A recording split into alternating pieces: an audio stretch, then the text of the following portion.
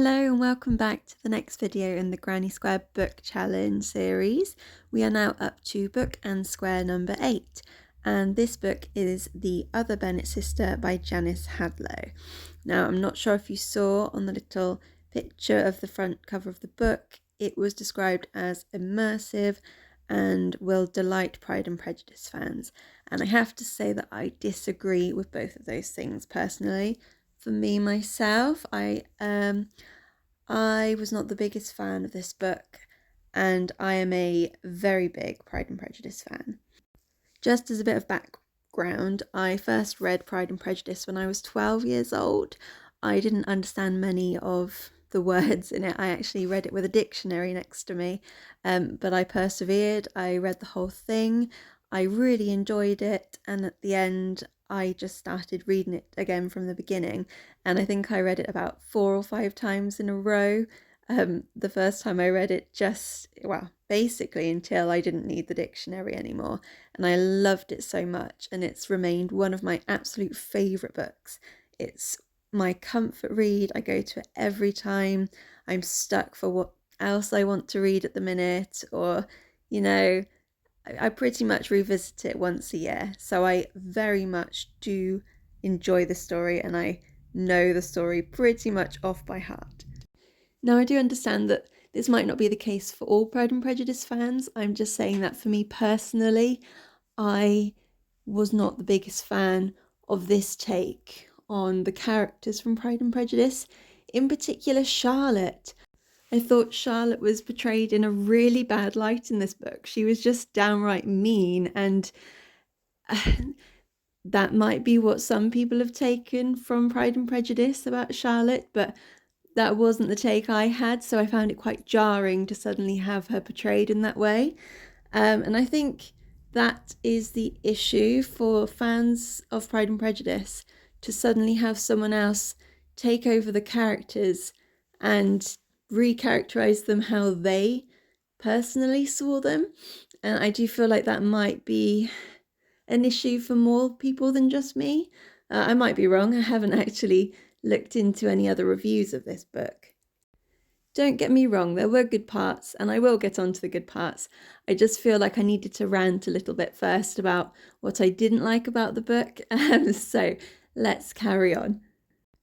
I personally felt like the first couple of sections of the book, there was too much retelling of the original Pride and Prejudice story. Now, I understand why this would be helpful for someone that hasn't read Pride and Prejudice, but at the same time, I'm not sure someone that hasn't read Pride and Prejudice would necessarily pick up this book. They might do. I might be wrong there. So a lot of background was given, pretty much retold a big portion of Pride and Prejudice, but it wasn't retold. It was very, very close to the original text.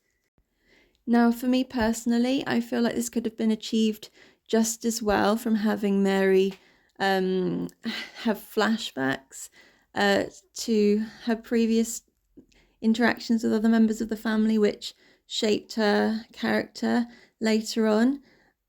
Again, I'm not sure how much this would have helped people that haven't read Pride and Prejudice, so I do get it. And like I said, I have read this book so many times that for me I found myself skipping over a lot of it because it felt wrong. It was like Pride and Prejudice, but off because someone else was telling it. So I didn't really like that bit. After that, you do have a section where Mary goes to stay with Charlotte and Mr. Collins, and this bit I thought was quite good. Not my favourite. Again, I've already said I did not like the way that Charlotte was portrayed, and it was quite evident in this section that Charlotte just wasn't a nice person, and that's not what I had taken away from Pride and Prejudice at all. It does make you feel a little bit warmer towards Mr. Collins. I don't think that's a bad thing, and you do see the start of the improvement in Mary. So this section was okay. Again, I found it quite tedious, and I did have to force myself to keep going back to this book, which I wasn't expecting. So that wasn't necessarily great. But after this section, when Mary goes to stay in London, that's when the story really becomes Mary's own story. And I did enjoy this bit. So you've got Mary with a love interest, a couple of love interests, and it's more interesting. You're seeing her develop. It's a new story, and that's what I was expecting from the start. I thought this book was going to be Mary, after the events of Pride and Prejudice, finding her own happy ending, but there was a lot to wade through before you got to that. Once it started, I was on board. It was interesting, but once again, I actually had to tell myself that I wasn't reading a Pride and Prejudice adaptation or, continuation. I started to think about it as characters in their own right, because in my head it was just all a bit off. It was like she was trying to write in Jane Austen style, but it wasn't quite there. And then she would sometimes quote parts of Pride and Prejudice in this newer part, but they weren't spoken by the people that originally spoke them. And yeah, for someone that is quite a Pride and Prejudice geek, that studied it for part of her A-level as well, so for me, it wasn't immersive. I can understand how it could be immersive, like, oh yes, that was a quote from Pride and Prejudice. But for me, it was like, whoa, no, that wasn't spoken by that person. So yeah, I've rambled a lot on this one, haven't I? Clearly, I have some strong feelings about this book. Was it a bad book? No. I think it would definitely appeal to some fans of Pride and Prejudice, and I think it would also make for good reading if you haven't read Pride and Prejudice, because enough of the original story is included that you do get a fairly decent background to Mary's story. So I would say give it a go and see how you feel. Not for me personally, and I don't think I'll read it again. But I would say definitely give it a go, regardless of whether you've read Pride and Prejudice or not before. Apologies if I sound out of breath while I'm recording this, by the way. I am very passionate about this book, as you can probably tell. But that's not why I sound so out of breath. I'm currently carrying my toddler around while I try to record this, and he's getting very big and very heavy. So I'll just quickly give the technical side of things. I used DK yarn and a 4mm hook. I chained 25 plus 3 as the turning chain, and double crochet along, then backwards and forwards 6 times, so I end up with 6 rows of double crochet. Then for the motifs on this, I sized down to a 3mm hook, and today I'm attempting to crochet a lady in a regency gown.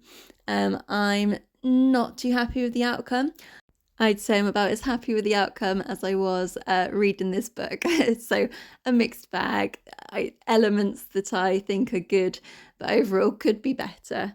I'm going to sign off now, and I will pop on at the end to say bye-bye.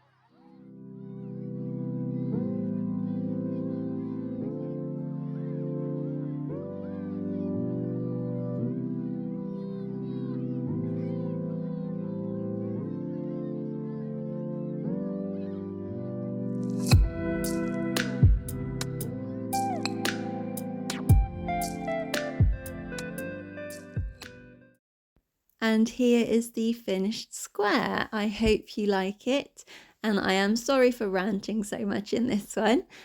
I am currently still reading Howl's Moving Castle. I'm about halfway through, so that will be the next square that I crochet. If you are enjoying this series, I hope you'll consider subscribing, and I will see you in the next video. Bye bye!